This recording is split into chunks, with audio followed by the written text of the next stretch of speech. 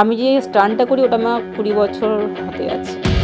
পেহচান যাকে বলা হয়, আইডেন্টিটি, ওটা আমার এটা থেকেই শুরু হয়েছে। ওখানে খালি ছেলেরা কাজ করত। ওরা মনে হয় মেয়ে যদি চলে আসে, তাহলে আমাদের ভ্যালুটা কম হয়ে যাবে।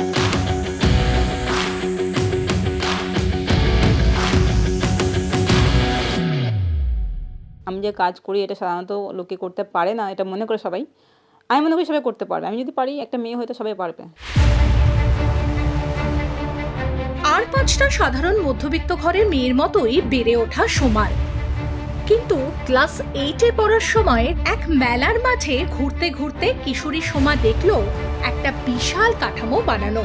কৌতূহলী হয়ে এগিয়ে গেল সে। সরল মনে প্রশ্ন করল, এখানে কি হয়? উত্তর এলো, এখানে গাড়ি আর বাইকের স্টান্ট দেখানো হয়। সোমা বলে বসলো, আমিও করব। বলে একে তুমি বেঙ্গলির ছেলে হোক বা মেয়ে হোক খুব বেশি ভীতু হয়, তারা কখনো এসব কাজ করতে পারবে না। সেকেন্ড, তুমি একটা মেয়ে হওয়া আরও বড় ব্যাপার, যে মেয়েরা কখনো করতে পারে না এসব কাজ। তো একটু ইগোতে লাগলো, আরও জিদ হলো যে আমি এবার করবই।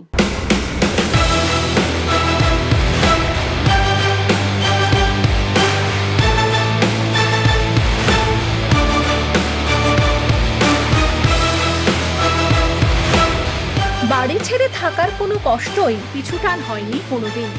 শুধু মাথায় ঘুরতো একটা কিছু করতে হবে লাইফে। কিন্তু বাড়িতে আসলে ভালো লাগতো না, কেন একটা মেয়ে যেখানে ভালোবাসা পায়, ছেলে মেয়ে সেখানে ও যেতে চায়। মার প্রতি ছিল একটা ভালোবাসা, কেন মাই সব কিছু, উনি অনেক করেছে আমার জন্য, আর তো কিছু ছিল না। ও যে স্বপ্নটা বেছে নিয়েছে, স্বপ্নটা থেকে কিন্তু আমি সরাতে পারবো না। প্রথমে তো সাপোর্ট ছিলই না, আর আমাকে বলেও করেনি এই কাজটা, সম্পূর্ণ নিজের বুদ্ধিতে করেছে।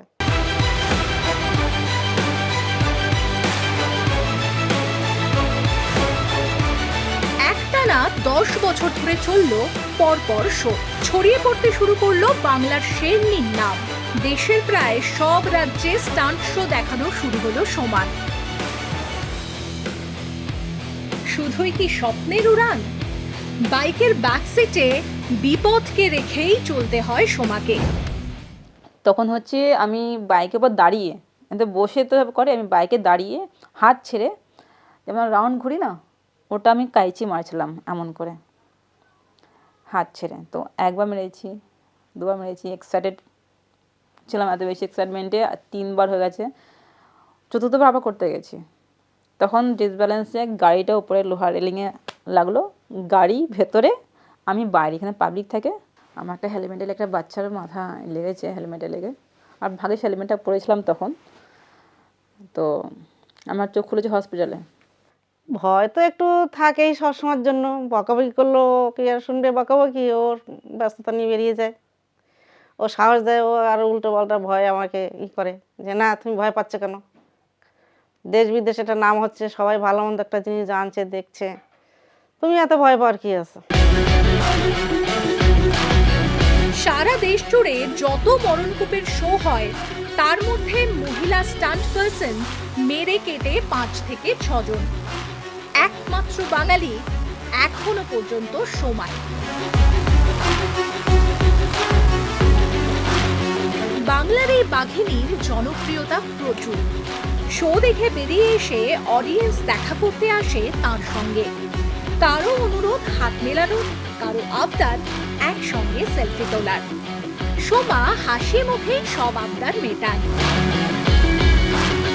হয়তো তার আগুনের উত্তাপেই একদিন আরো এক বা একাধিক মেয়ের মনেও সমাজের বস্তা পচা মধ্যযুগীয় চিন্তাভাবনায় বদল আসবে।